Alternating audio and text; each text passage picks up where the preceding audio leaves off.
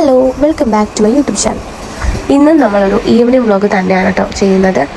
എനിക്ക് daily videos ഇടണമെന്ന് ആഗ്രഹമുണ്ട്, പക്ഷേ അത് നടക്കുന്നില്ല. അതിനുള്ള മെയിൻ റീസൺ ഈ നിൽക്കുന്ന ആൾ തന്നെയാണ് കേട്ടോ. അപ്പോൾ നമ്മുടെ ചാനലിന് വേണ്ടിയിട്ട് ഞാനൊരു ഇൻസ്റ്റഗ്രാം പേജ് കൂടി സ്റ്റാർട്ട് ചെയ്തിട്ടുണ്ട്.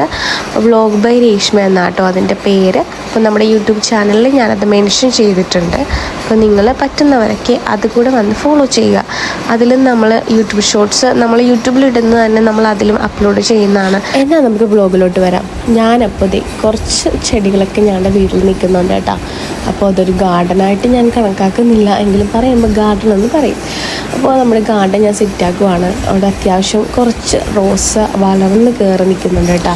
ആ റോസ് ചെടി എന്ന് പറയുമ്പോൾ നമ്മൾ ശ്രദ്ധിച്ചില്ലെങ്കിൽ അതിങ്ങനെ പടർന്ന് ഒരുപാട് സ്ഥലത്തേക്ക് ഇങ്ങനെ വളർന്ന് പോവില്ല. അപ്പോൾ അത് മറ്റു ചെടികൾക്കൊക്കെ വളരാനായിട്ട് കുറച്ച് ബുദ്ധിമുട്ട് വരും. അതുകൊണ്ട് നമ്മൾ ഇടയ്ക്കൊക്കെ ഒന്ന് കട്ട് ചെയ്ത് മാറ്റി നടുവാണെങ്കിൽ അത് നല്ലതായിരിക്കില്ലേ.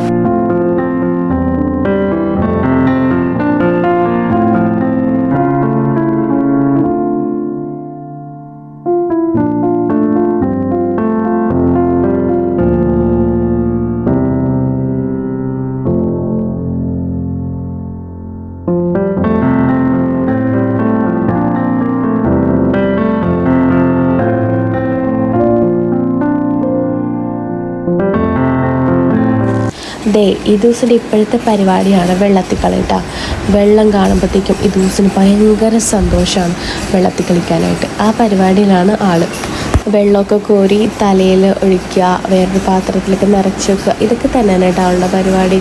പിന്നെ അവൾ കുഞ്ഞല്ലേ, അവളുടെ ഈ പ്രായത്തിലേക്കല്ലേ അവൾ ഇങ്ങനെയുള്ള കുസൃതികളൊക്കെ കാണിക്കുള്ളൂ.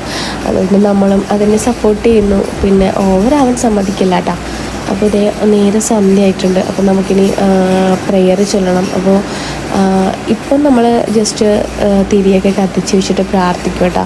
അത് കഴിഞ്ഞിട്ടാണ് ഫാമിലിയായിട്ട് ഇരുന്നിട്ട് നമ്മൾ കുടുംബ പ്രാർത്ഥനയൊക്കെ ചൊല്ലുന്നത്.